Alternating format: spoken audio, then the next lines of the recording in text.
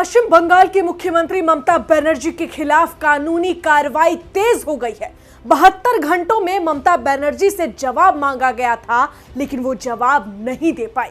जी हां, बंगाल विधानसभा चुनाव से पहले तृणमूल कांग्रेस की चुनौती और मुश्किलें दोनों बढ़ गई है। सवाल है कि अब ममता दीदी आगे क्या करेंगी?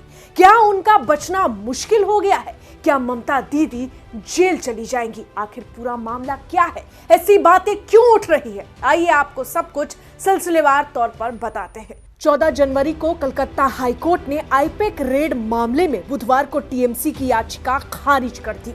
पार्टी ने आरोप लगाया था कि जांच एजेंसी यानी ईडी ने 8 जनवरी को आईपैक के आईटी हेड प्रतीक जैन के ऑफिस पर रेड मारकर कुछ कागजात जब्त किए थे। इस पर जांच एजेंसी के वकील एएसजी राजू ने ऑन रिकॉर्ड कहा कि एजेंसी ने पार्टी दफ्तर से कुछ भी जब्त नहीं किया है। कोर्ट ने कहा कि जब ईडी ने कुछ भी जब्त न करने की बात की है, तो अब इस मामले पर सुनवाई के लिए कुछ नहीं बचता है। याचिका को खारिज किया जाता है। सुनवाई के दौरान ईडी की तरफ से पेश एएसजी राजू ने कहा कि अगर कोई रिकॉर्ड जब्त किया गया है तो वो एजेंसी ने नहीं बल्कि ममता बनर्जी ने किया है।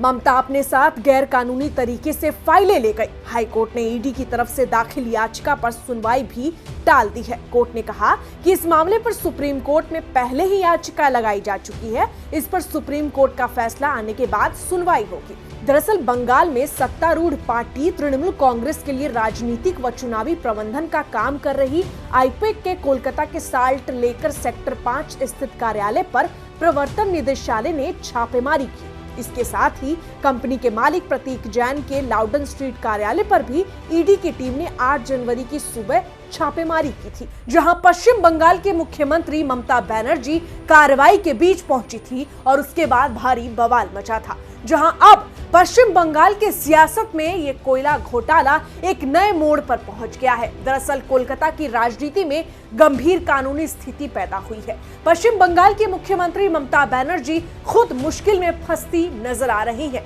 ऐसा लग रहा है मानो उनका राजनीतिक और कानूनी संतुलन दोनों हिल सकता है। विपक्ष के नेता शुवेंदु अधिकारी ने अदालत का रास्ता पकड़ा और उन्होंने स्पष्ट कहा कि अब ममता बनर्जी को अपने सार्वजनिक बयानों का साक्ष्य यानी कि सबूत अदालत में पेश करना होगा, वरना परिणाम गंभीर हो सकते हैं। सब कुछ तब शुरू हुआ जब ममता बनर्जी ने जनसभा में गंभीर आरोप लगाए थे। उन्होंने कहा था कि केंद्रीय गृह मंत्री अमित शाह और शुवेंदु अधिकारी कोयला घोटाले में शामिल हैं और घोटाले का पैसा अधिकारी के जरिए अमित शाह तक पहुंचता है। ये बयान उन्होंने ईडी की छापेमारी के विरोध में कोलकाता के आईपैक कार्यालय पर आयोजित जनसभा में दिया। इन आरोपों ने राजनीतिक गलियारों में हलचल मचा दी। जाहिर है, अगर आप किसी भी राज्य के मुख्यमंत्री हैं तो आपको लाइसेंस नहीं मिलता कि आप देश के केंद्रीय मंत्री या फिर केंद्रीय गृह मंत्री अमित शाह जैसे व्यक्तित्व पर इस तरीके के आरोप लगाए। बहरहाल आगे बढ़ते हैं।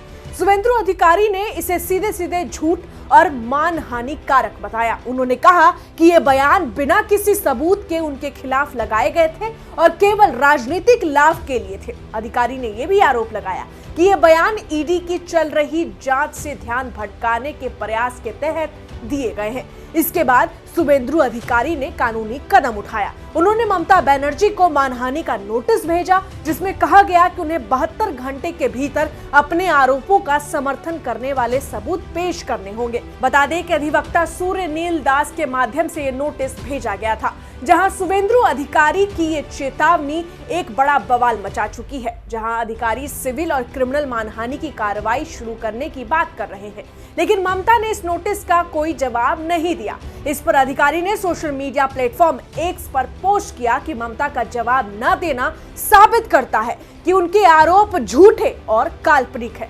अधिकारी ने लिखा कि ममता की बुद्धि काम नहीं कर रही है और उनकी मानसिक स्थिति ने उन्हें झूठे आरोप लगाने पर मजबूर किए। उन्होंने कहा कि अब मामला अदालत में जाकर कानूनी लड़ाई में तब्दील होगा।